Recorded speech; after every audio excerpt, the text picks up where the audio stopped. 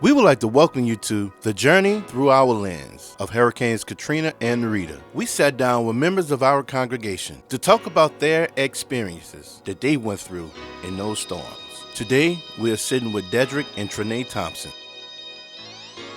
My name is Brother Dedrick Thompson. I'm Trenae Thompson. It was a typical Saturday because we had been working the whole day. We had kind of heard about the hurricane coming and passing, but we weren't aware of the gravity, how bad the storm was going to be. We were going to prayer that morning, and I remember just seeing a little dust coming for our car, and that's when I believe I was hearing God say we wasn't going to return. I'm gonna back up. Before Sunday morning, previous evacuations, Minister Monet, who happens to be my aunt, would always make us get out the trailer. We were living in the trailer at that time. So no matter if it was a thunderstorm, a tropical storm, or a threatening hurricane, she would always call us like late at night and say, okay, what y'all doing? Get out that house, either come by us or go by your cousin Fiandrell. Before we got to the church, that Sunday morning early, we had already gotten a phone call from Minister Monet like, yo, no, we probably gonna leave, pack and be ready to go. You know, I just remember the idea of how sobering it was to listen to him say, hey, we're gonna leave here, we're gonna, leave together.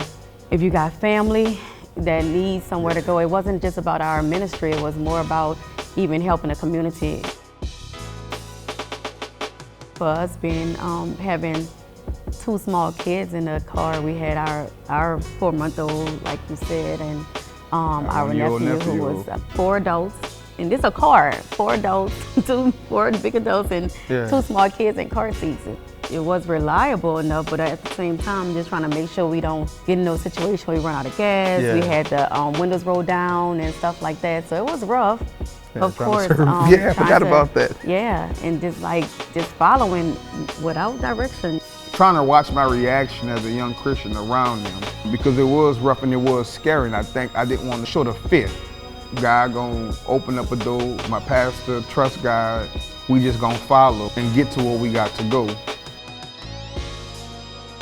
Relief to be off the road, just day by day, like we're gonna take the situation as it come. I remember, because we were newlyweds pretty much. We only had been married a year at that point, so we still like in the learning each other, coexisting phase with one another. So just kind of thinking about all that when we finally got settled, like when we got to Lumberton, all those things kind of flooded my mind when we got there.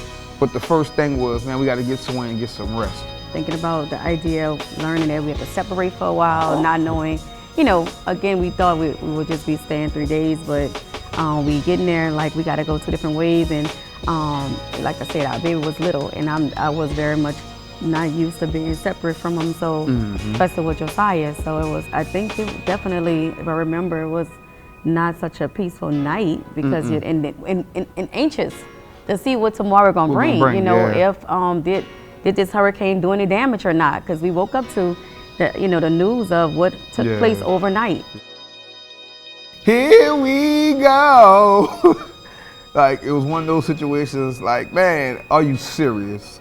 I'm just thinking about all the stuff we got to pack up all over again. And I remember just hoping and praying that by the time 12 o'clock come past to get an answer, and it's the state.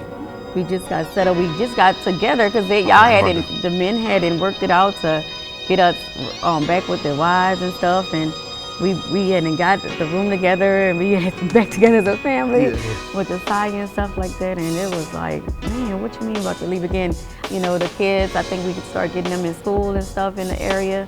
Just thinking that we about to be placed here, ministry-wise and everything, just like everything coming together. And it got comfortable in Lumberton too. That Rita one, I was all over the place emotionally. Relief. Amazement of God doing it. I mean, to land us somewhere in the apartment complex, newly renovated. I mean, enough space for everyone. Oh God, that was you just know it was a God thing, definitely. You know, to see these hills and mountains and valleys, it just was like amazing. Yeah, and that view. You know, that's completely opposite from where we Yeah, come from. that So view. I always think just about the view. a relief. It was such a relief. Trust God in His processes.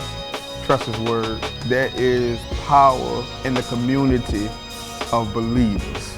The beautiful thing was there was a trust factor that was there that gave me comfort even while we moved around and evacuated. Faith in God, even being of one unity with your body. You know, we just been in the right place, making the right decisions to be a part of the community that we were in.